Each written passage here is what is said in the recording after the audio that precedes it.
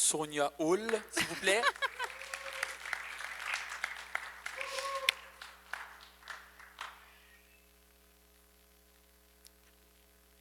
Pas trop, pas trop. La tête pourrait m'enfler. Ah.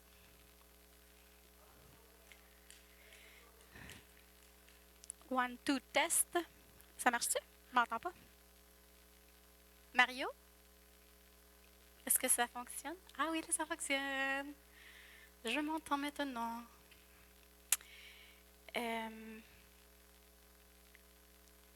Joël? Juste pour être sûr, ça sera pas loin de mon début. Fait que juste pour que... Moi puis Joël, on est de connivence ce soir. Alors, j'essaye quelque chose. J'essaye d'être moderne. On va utiliser un petit peu de technologie. On va voir ce qui va se passer avec ça. De toute façon, le reste, c'est le Seigneur qui le fait. Alléluia. Je voudrais ouvrir en prière. Allô, Sylvie? Ça va bien, tout le monde? Oui, il a fait doux cette semaine. Moi, ça m'a fait du bien. Je ne sais pas vous autres, là, mais en tout cas, ça l'annonce un printemps qui probablement va arriver dans... en tout cas, plus vite que voilà un mois. Ah, merci Seigneur. Merci Seigneur pour mes frères et sœurs qui se sont déplacés ce soir, Papa. Je te prie de mettre une main spéciale pour ceux qui ne sont pas là, Père. Puis, merci pour le message de Mélanie à propos de la louange, Seigneur Jésus.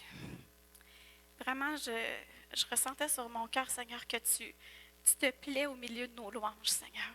Tu aimes être assis à nos côtés, tu aimes nous regarder, tu aimes prendre le temps de nous écouter.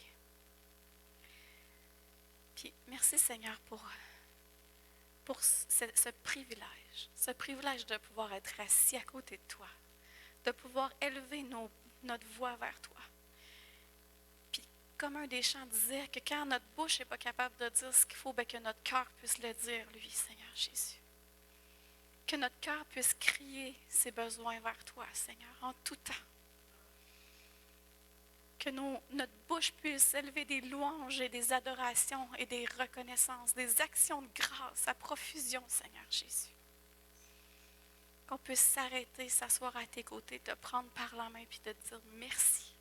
Merci pour ce que tu as déjà fait, merci pour ce que tu es en train de faire et merci ce que tu fais déjà pour notre futur, Seigneur Dieu. Je voudrais vraiment que mon message, peu importe, qu'il puisse apporter quelque chose à quelqu'un ici ce soir, Seigneur. J'aimerais vraiment que tu puisses ouvrir les cœurs de chacun pour que ce qu'ils ont besoin de prendre et de ramener chez eux, Seigneur, ils puissent le faire, Papa. Merci, précieux Jésus. Merci, alléluia.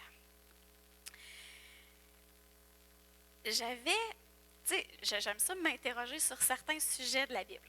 Puis, des fois, en tant qu'être humain, je me dis, si les autres l'ont fait, c'est pas si pire que je l'ai fait.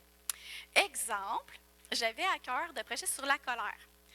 Fait que là, je m'étais dit, Jésus aussi, il s'est déjà mis en colère. Fait que, c'est pas si pire que ça, la colère. Et là, je me suis mis à faire des recherches. Hein? C'est sûr que je le savais, que c'était pas correct, mais tu sais, des fois, on essaie de se faire des accroires, on va dire de même. Là. Et j'essayais de me faire des accroires que si Jésus l'avait fait, ça devait être correct. Mais il y avait un contexte, hein? Fait que là, c'est ça un petit peu mon message ce soir. Il y a un contexte dans certaines situations ou dans nos façons de réagir à certains événements. Le titre de mon message, c'est « La colère, péché ou nécessité ou à proscrire », tout simplement. Qu'est-ce que la colère?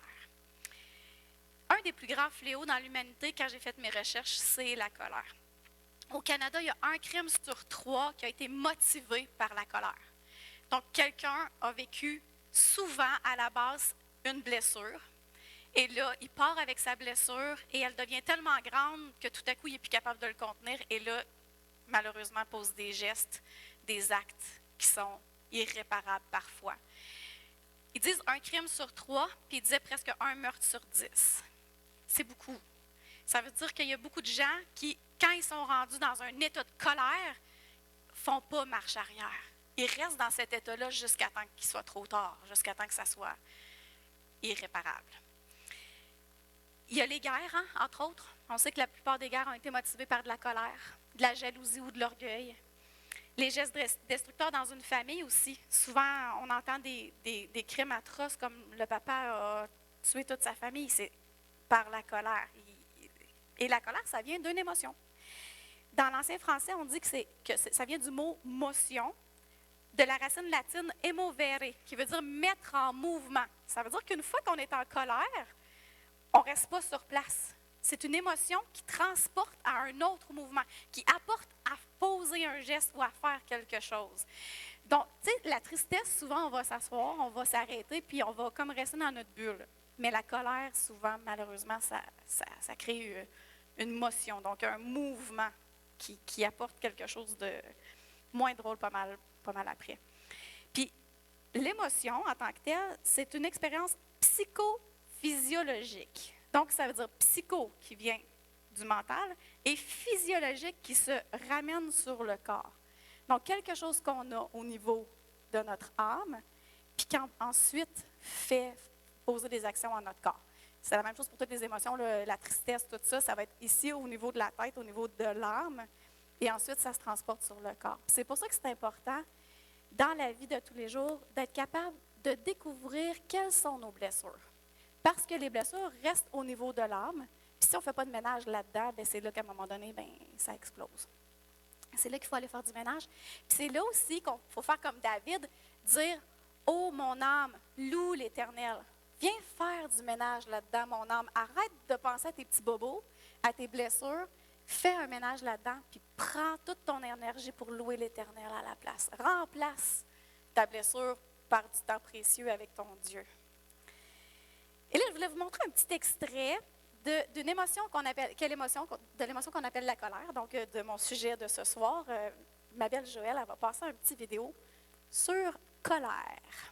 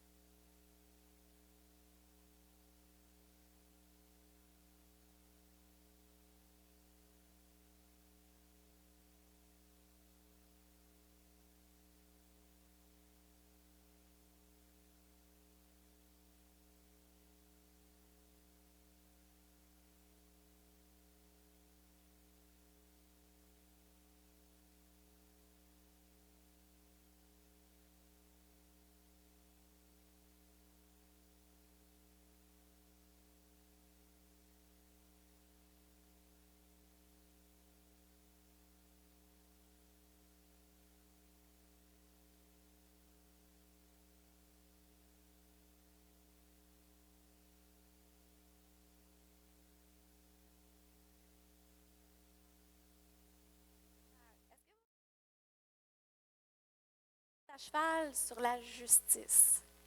Des fois, il y a des choses qui, c'est ça, qui nous enragent ou qui nous fâchent parce qu'on trouve que c'est pas juste. Et là, on vient hein? Je vais continuer là parce que c'est ça. Mais qu'est-ce que lui, Dieu, pense de la colère? C'est quoi lui ça? C'est quoi qu'il dit à propos de ça, lui, Dieu, de la colère? Bien, dans la parole, Paul, il nous met en garde contre la colère. Il nous dit dans Éphésiens 4, 26 à 27, « Si vous vous mettez en colère, ne péchez point. » Donc, ça veut dire qu'il nous autorise à être en colère. Donc, ça veut dire que parfois, on peut l'être, mais ne péchez point. On va continuer. « Que le soleil ne se couche pas sur votre colère et ne donnez pas accès au diable. » Donc, ça veut dire qu'il faut être capable de faire la différence entre une colère qui va régler une situation divine et une colère charnelle qui va juste créer des conflits et des problèmes majeurs. Donc, il y a une nuance et c'est important, Dieu en parle dans sa parole, il nous explique qu'il y a une nuance entre les deux. On connaît l'histoire de Caïn et Abel. Caïn était en colère. Puis quand même Dieu lui a dit, mais pourquoi tu es en colère? Qu'est-ce qui se passe? Si tu fais juste te repentir, là, tout va être beau, on efface ça. Mais au lieu de ça, il a resté sur sa colère. Il s'est couché sur sa colère et il est venu à créer le premier meurtre de l'humanité. Parce qu'il n'a pas écouté le conseil de Dieu qui était « Calme-toi, là, repens-toi, fais marche arrière, puis tout va bien aller. Ça va être réglé, ton cœur va... Tu n'auras plus cet élan-là de rage qui va te pousser à faire un geste irréparable. Mais il n'a pas écouté le conseil, il est continué dans sa motion, dans son mouvement de colère, puis il a tué son frère. Dans Psaume 37, 7 à 9, ça dit « Garde le silence devant l'Éternel et espère en lui. Ne t'irrite pas contre celui qui réussit dans ses voies. » La colère, des fois, peut être motivée par la jalousie. Contre l'homme qui vient à bout de ses mauvais desseins. Donc, contre celui qui réussit des choses malgré le fait qu'il agit mal. Laisse la colère, abandonne la fureur, ne t'irrite pas, ce serait mal faire. Car les méchants seront retranchés et ceux qui espèrent en l'Éternel posséderont le pays.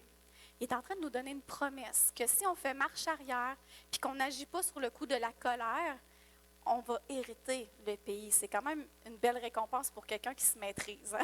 Moi, je trouve que je préférerais posséder le pays que d'être retranché de la face de Dieu, vraiment. Et là, ça me fait penser à l'histoire de Jonas. Dans Jonas 4, ça dit du départ, « Cela a déplu fort à Jonas. » Donc, dès le commencement, il n'est pas content, ça ne fait pas son affaire. Puis, il dit assez clairement, même à Dieu. Il fut irrité. Il implora l'Éternel et il dit, « Ah, Éternel, n'est-ce pas ce que je disais quand j'étais encore dans mon pays? C'est ce que je voulais prévenir en fuyant à Tarsis. Car je savais que tu es un Dieu compatissant et miséricordieux. » Là, il essaye comme de faire son têteux avec Dieu, tu sais, mais dans le fond, il est en colère. Tu es un Dieu miséricordieux. Et là, il dit à Dieu, « Tu es lent à la colère et riche en bonté. » Mais lui, présentement, pendant qu'il lui dit ça, il est en colère. Tu sais, fait qu'il il est en train de dire à Dieu, « Toi, tu n'es pas de même, mais moi, je suis fâché. » Tu sais. Et qui te repent du mal. « Maintenant, Éternel, prends-moi donc la vie, car la mort m'est préférable à la vie. » L'Éternel répondit, « Fais-tu bien de t'irriter? » Quand Dieu te pose une question comme ça, là, je pense que c'est comme la petite lumière qui devrait dire, « Arrête d'astiner puis écoute. » Mais Jonas n'écoute pas. Et Jonas sortit de la ville et s'assit à l'orient de la ville. Là, il se fit une cabane, il se tint à l'ombre jusqu'à ce qu'il vît ce qui arriverait dans la ville. L'Éternel Dieu fit croître un ricin qui s'éleva au-dessus de Jonas pour donner de l'ombre sur sa tête et pour lui ôter son irritation. Jonas éprouva une grande joie à cause de ce ricin. Là, ça faisait pas son bonheur, là, il était content. Mais au lever du soleil, Dieu fit souffler un vent chaud d'Orient et le soleil frappa la tête de Jonas au point qu'il tomba en défaillance. Il demanda la mort et dit, « La mort m'est préférable à la vie. » Dieu dit à Jonas, « Fais-tu bien de t'irriter à cause du ricin? » 2 fois en 2 jours. Il y a un message à comprendre ici. Il répondit, « Je fais bien de m'irriter jusqu'à la mort. » Et il y a encore. Je me suis un petit peu reconnue des fois. C'est comme, voyons Seigneur, là, oui, je suis correct, là. Non, pourquoi tu calme-toi, ça va se régler. Oui, mais là, c'est pas correct, là, n'est pas réglé mon problème, là. Calme-toi, ça va se régler. On continue à l'astiner, tu sais. Je pense qu'on n'est pas différent de Jonas dans le fond, malheureusement, mais bon, on apprend de nos erreurs. La colère, ça peut même avoir des lourdes répercussions sur notre santé. Donc, le prochain petit vidéo, qui dure vraiment pas longtemps, là, une couple de secondes, ça nous explique ce que ça peut faire sur notre santé, la colère.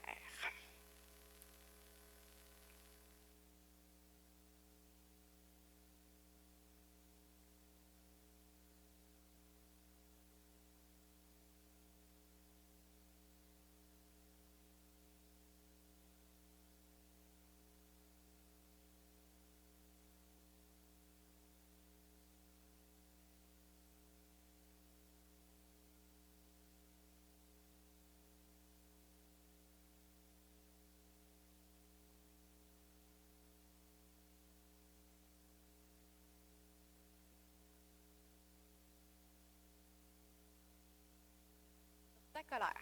Et dans le petit vidéo qu'on vient de voir, ça dit que ça peut nous faire de l'insomnie d'être en colère.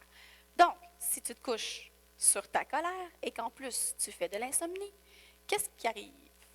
Tu passes toute la nuit à augmenter ton niveau de colère parce que c'est rien qu'à ça que tu penses. plus que tu es en colère, moins que tu dors, plus que tu penses à ta colère. Et là, le lendemain matin, tu es encore plus fâché qu'avant d'aller te coucher. Mais ton problème n'est pas plus réglé, puis il ne se réglera pas plus non plus, parce qu'au lieu de trouver des solutions, tu as juste augmenté ton niveau de colère. Et là, on dit tension artérielle, etc., diabète, toutes sortes de problèmes de cœur. La colère, quand elle vient dans notre cœur, fait que tout est relié. La santé de notre corps, Dieu l'a établi d'une façon précise et parfaite. Nos émotions sont reliées à notre corps, donc tout ça, c'est comme un mix ensemble. Donc les émotions qui apportent à la colère vont aussi nuire à ton cœur et à ton corps. Tout le reste s'enchaîne. Comment on est capable de louer avec cœur si dans notre cœur, il n'y a plus de place pour la louange, qui est remplie de d'autres choses, de tristesse, de colère, de n'importe quoi d'autre. Et c'est de l'abondance de notre cœur que la bouche parle.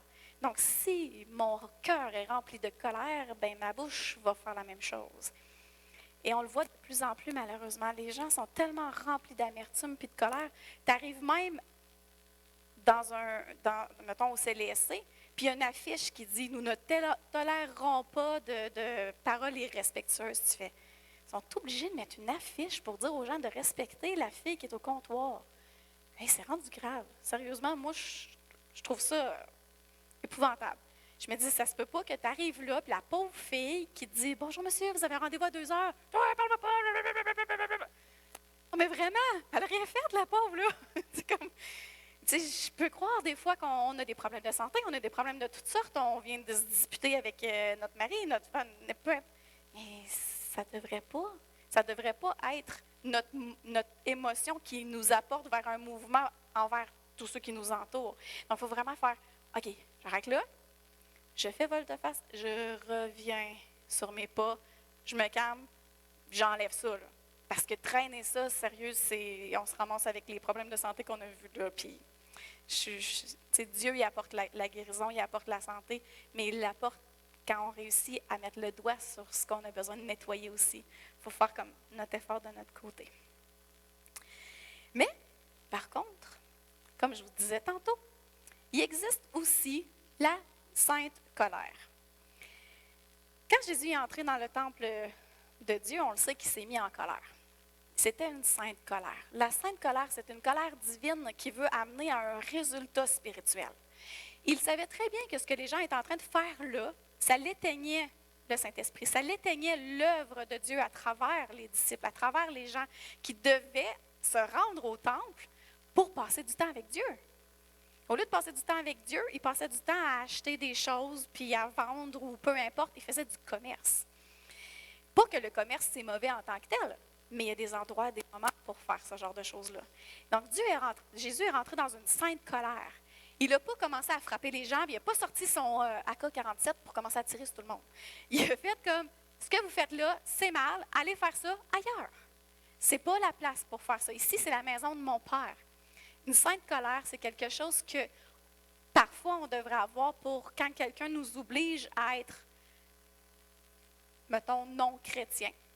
Exemple, toi, là, tu ne devrais pas parler de ta religion, tu ne devrais pas. Bien, la sainte colère, ce n'est pas de monter la voix, mais c'est de dire, je suis désolée, mais c'est mon identité. C'est parfait, je ne force pas personne ici à croire. Par contre, c'est mon identité. Donc, à chaque jour, je vais marcher comme un chrétien, que tu me demandes de le faire ou non. C'est ça, une sainte colère. C'est d'être capable de dire, mais moi, là, je suis tellement honnête envers mon Dieu que non, je ne ferai pas ce que tu me demandes parce que ça, c'est comme voler. Ou non, je ne prendrai pas une facture pour changer les montants. Tu ne peux pas me demander ça. Tu sais, moi, ça ne s'accorde pas dans mes valeurs. C'est certainement pas quelque chose que je vais faire. Ça, c'est de la sainte colère. Ça, c'est de dire ça, j'en ai assez. Puis je ne peux pas accepter que les gens m'obligent à faire des choses qui sont contre mes valeurs. Tu sais, que c'est voler, mentir ou peu importe. Donc, c'est là la sainte colère qui est une colère qui peut être bonne. Ou une colère de, exemple, que j'ai eue cette semaine, un peu plus au début du mois. Avant la cellule, je disais là, ça fait depuis 2006 que je suis chrétienne, ça fait depuis 2006 que je me dis qu'enfin, je vais lire ma Bible en 1 an. OK? Et que je ne l'ai pas encore faite. Je la lis régulièrement, j'ai lu plusieurs livres, mais je n'ai jamais lu toute ma Bible au complète en un an. Fait que j'ai eu une sainte colère. Je me suis dit, là, c'est assez, là. Tu vas te sortir des plans d'action, des listes à lire, puis c'est là un peu que mon idée de la cellule est venue. Ce qu'on lit présentement à la cellule, c'est la Bible c'est la Bible en un an, mais il n'y aura pas tous les livres. Par contre, moi, je me suis engagée envers moi-même à les lire au complet. Mais c'est vraiment de prendre une routine pour dire, ça, là, je suis en colère. Ça fait longtemps que je dis que je veux le faire, là. Bien là, that's it, c'est assez, les petits à côté, là. On laisse tomber ça, puis je le fais, une bonne fois pour toutes. Ça peut être une sainte colère aussi. De dire, c'est assez, là, cette affaire-là, ou cette mauvaise habitude-là dans ma vie, là, je suis tannée de l'avoir. Je suis tannée de faire tel geste tout le temps, puis à chaque fois de me dire, oh, comment ça j'ai encore fait ça? Des fois, ça prend ça. Ça prend une sainte colère de même, de dire, ça, j'en veux plus. Je suis tannée, je te pogne, je te jette au vidange, puis tu reviens plus. C'est comme, capiche, là? Est-ce que vous avez écouté le film? Voyons, j'essaie de le sortir du film. La chambre de prière, War Room. Bon, mais est-ce qu'il y en a plusieurs qui l'ont écouté, le film? Oui? Bon, mais tu sais, quand elle part, là, puis qu'elle rouvre la porte de sa maison, puis qu'elle crie à Satan, « Toi, tu n'as plus d'affaires dans ma maison, tu détruiras plus ma famille. » Puis elle referme la porte, puis elle est fâchée, puis elle retourne, puis elle rouvre la porte, puis en plus! Tu sais, comme ça, c'est une sainte colère. Ça, c'est vraiment une colère qu'on devrait avoir. C'est une colère pour avoir un équilibre spirituel. C'est une colère pour chasser l'ennemi puis ramener Dieu dans notre camp. C'est une colère de guerrier spirituel. David, quand il a entendu le Philistin, il a eu une sainte colère. Il disait, hey, il est qui ce grand-là pour traiter mon Dieu comme ça, parler de mon peuple de même? Non, non, non, non, non, non, ça ne marchera pas comme ça. Moi, je vais aller le combattre. Attends un peu, je vais donner mon armure. Ça ne se peut pas que tu t'en ailles de même, David. Il a essayé l'armure, il a essayé les conseils, mais lui, il partait avec sa sainte colère. Là. Il partait avec toute l'armure spirituelle de Dieu parce qu'il n'y avait aucune crainte. C'était comme, moi, je suis fâchée, là, je revais l'armure de Dieu, puis let's go. Et lui, il va arrêter de rire, de ridiculiser mon peuple, puis de rire d'eux. C'est pas vrai. Mais ça, c'est une forme de sainte colère. Donc, je ne suis pas aussi bonne en technologie que Daniel.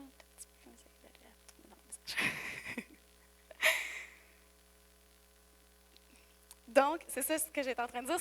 C'était dans le verset dans 1 Samuel 17,45 qui disait, « David dit aux Philistins, tu marches contre moi avec l'épée, la lance et le javelot, et moi, je marche contre toi au nom de l'Éternel des armées, du Dieu de l'armée d'Israël que tu as insulté. » Oh, me semble que j'aurais le goût de dire là.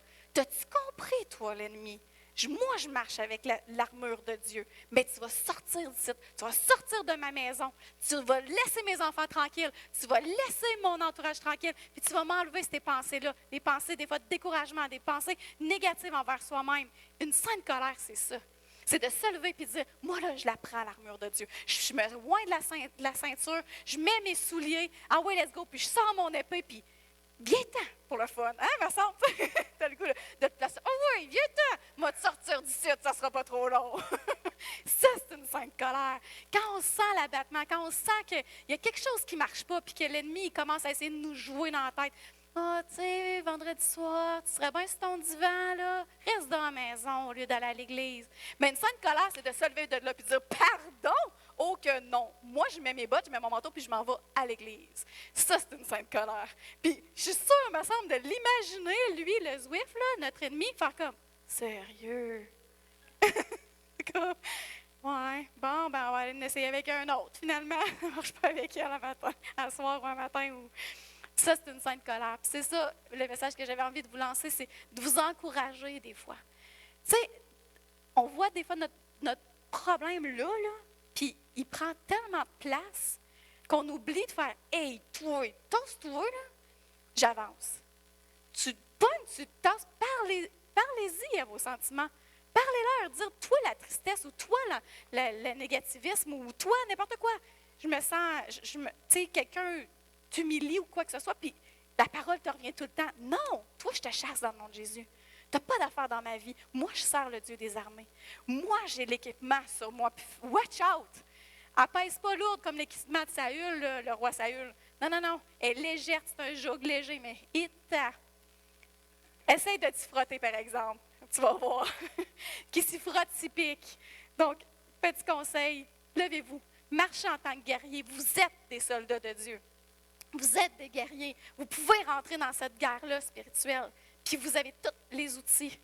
Mais quand on laisse dans notre cœur quelque chose à la place de cette force-là ou de cette sainte colère-là, des fois, on oublie qu'on a cette force-là. On oublie que Dieu nous a tout donné déjà pour qu'on soit capable de jeter l'ennemi dehors. Qu'on soit capable de lui dire, toi là, t'arrêtes d'endormir mon Église, t'arrêtes de faire ce que tu es en train de faire là, puis moi, je prends la place. Et moi, je prends les premiers rangs. Moi, je sors les tambours, puis tout ce que ça prenait dans une armée. Je sors les tambours, puis ouais, let's go, je te chasse. Maintenant, ils vont s'enfuir. On va casser les vases, on va sortir les torches, n'importe quoi. Mais on va les chasser avec notre sainte colère. C'était ça, mon message de ce soir.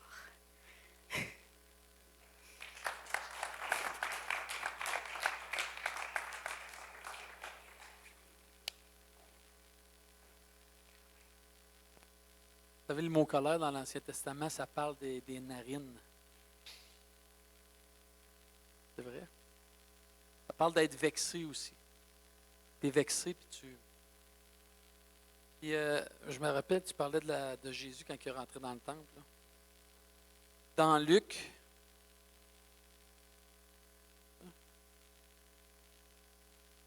il est rentré comme un roi à Jérusalem, tu sais, avec les rameaux et tout ça. Puis Jésus entra à Jérusalem. À quoi? Jérusalem.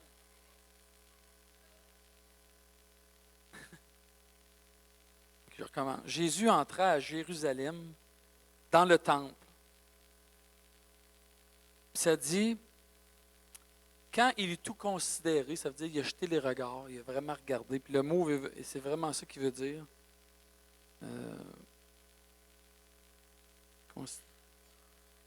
Promener les regards, jeter les regards, regarder autour, considérer. Il était rendu tard, puis ça dit, comme il était déjà tard, il s'en allait à Béthanie avec les 12. Lui, là, quand il est rentré dans le temple, là, il a regardé qu'est-ce qu'il voyait. Et je pense qu'il n'a pas aimé ça. Mais ça lui a pas monté aux narines nécessairement, mais je pense qu'il a été médité là-dessus, puis il a été dit, qu'est-ce que je fais avec ça? Puis le lendemain, après qu'ils eurent sorti de Béthanie, Jésus eut faim, puis après ça, il a vu le figuier, puis là, quand il est rentré dans le temple, c'est là qu'il a chassé tout le monde. Puis moi, ça m'avait marqué de voir ça. C'était pas juste un coup de tête, mais c'était vraiment réfléchi. Il est rentré, il a considéré. C'était tard, il est parti le lendemain. Il a mis la main à la pâte, mettons.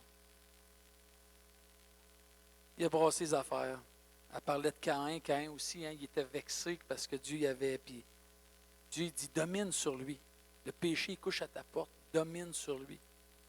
Fait que des fois, c'est quand on le cultive. Si on cultive la colère, c'est dur de s'en débarrasser. Mais si tu y fermes la porte tout de suite la première fois, ça c'est plus facile. Puis Dieu, il veut nous aider à gérer ça. Excellent. On a besoin d'être des gens remplis de l'esprit. Hein, l'amour, la paix, la joie, puis 1 Corinthiens, les fruits de l'esprit. Remplis d'esprit. Galates 5, 22. C'est ça que je disais. C'est ça que j'ai dit. 1 Corinthiens, Galates 5, 22.